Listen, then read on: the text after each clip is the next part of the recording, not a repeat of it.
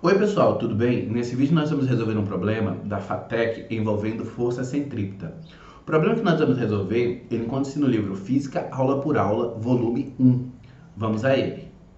O problema é esse aqui, ó. Ele fala que a figura traz pra gente o movimento de uma partícula que descreve uma trajetória curva e ele representa aqui os vetores aceleração e as componentes desse vetor e também o vetor velocidade dessa partícula. Ele traz algumas alternativas e eu tenho que verificar qual está correta. Para fazer essa análise, a gente vai trabalhar bastante com essa imagem aqui. E a primeira coisa que chama a atenção da gente nessa imagem é o fato dele ter aqui o vetor aceleração e ele já induzir que a gente deve trabalhar com as componentes desse vetor, que vai ser a componente tangente dessa aceleração e a componente centrípeta. A gente já viu que a gente pode pegar qualquer vetor e reescrever ele em termos de componentes. Essas duas componentes devem ser perpendiculares entre si e não importa qual é o vetor. Eu posso pegar até mesmo um vetor na vertical e fazer isso. Não é muito comum a gente fazer esse tipo de coisa para um vetor na vertical, mas se eu quiser eu posso, não tem problema.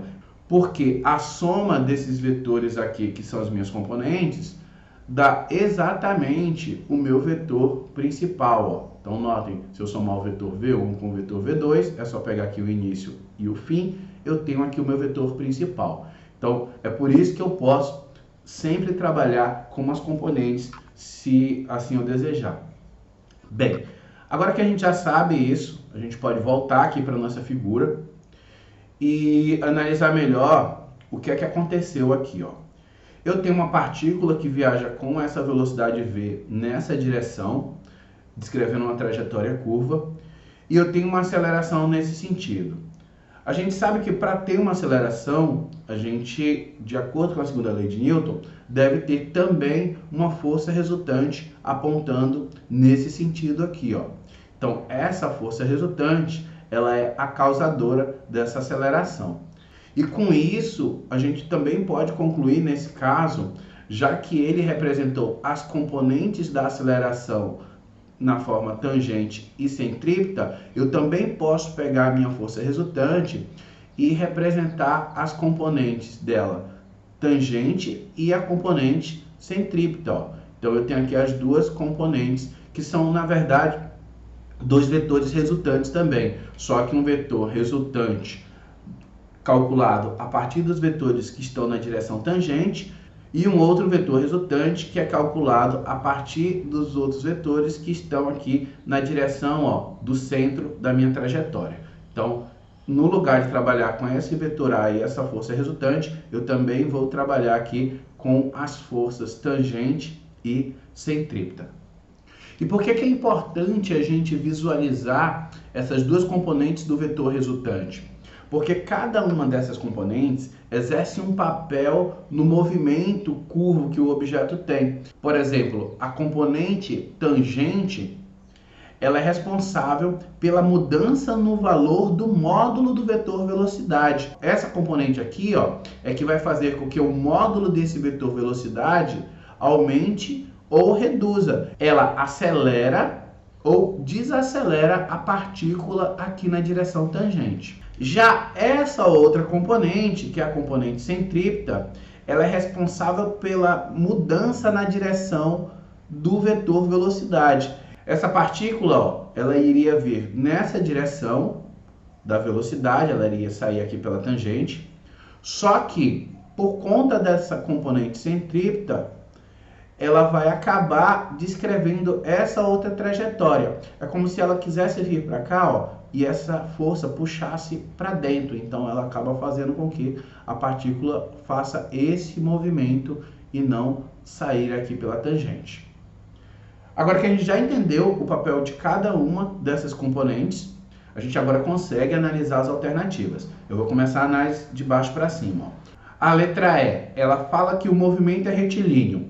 Notem, o próprio problema já diz que o movimento é curvo, então a alternativa E não está correta.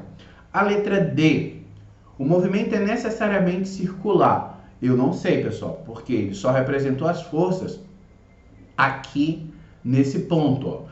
E nesse caso pode ser que bem aqui eu não tenha mais a força centrípeta, então eu não tenha mais como desviar aqui para descrever a curva. Ele vai acabar saindo reto, ó. Então não tem como afirmar aí a letra D. Na letra C, ele afirma que o movimento é uniforme. Bem, eu não posso nesse caso dizer que o movimento é uniforme. E isso não é pelo fato do movimento ser curvo, tá? Por quê? Porque eu posso muito bem ter uma situação em que eu tenho um movimento circular uniforme. E aí esse movimento ele é curvo, mas mesmo assim ele é uniforme.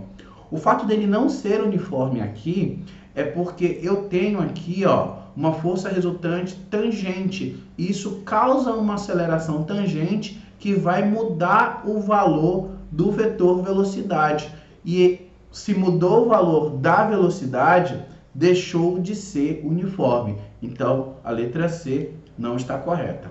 As letras A e B eu posso analisar aqui de forma conjunta. Por quê? Porque uma fala que o módulo da velocidade está aumentando e a outra fala que está diminuindo. Como é que eu vou saber o que é que vai acontecer com o módulo da velocidade? Eu sei que ele está mudando. Por quê? Porque o movimento não é uniforme. A gente já viu. Se tem força resultante tangente, então não é uniforme, mudou o valor da velocidade. Para eu falar que a velocidade está aumentando, eu teria que ter a força aqui, ó, na direção do movimento. Isso iria causar uma aceleração aqui na direção do movimento e ia fazer a velocidade aumentar. Nesse caso, eu tenho aqui, ó, a força tangente contrária ao movimento, ó.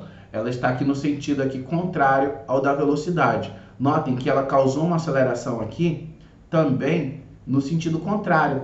E o que é que isso significa? No lugar da velocidade estar aumentando, né, eu tenho aqui um movimento acelerado, eu tenho aqui um movimento retardado. Então a velocidade aqui ela está diminuindo. A alternativa A está errada e a alternativa B está correta. Bem, pessoal, essa questão era para mostrar para vocês o papel da força centrípeta e tangente. E também mostrar para vocês que essas forças aqui não são novas forças, mas sim componentes da força resultante quando eu estou analisando uma trajetória curva. Eu espero que tenha ajudado. Se ajudou de alguma forma, dê um joinha e se inscreva no canal para incentivar. Muito obrigado por ter assistido o vídeo até aqui. Valeu e até a próxima.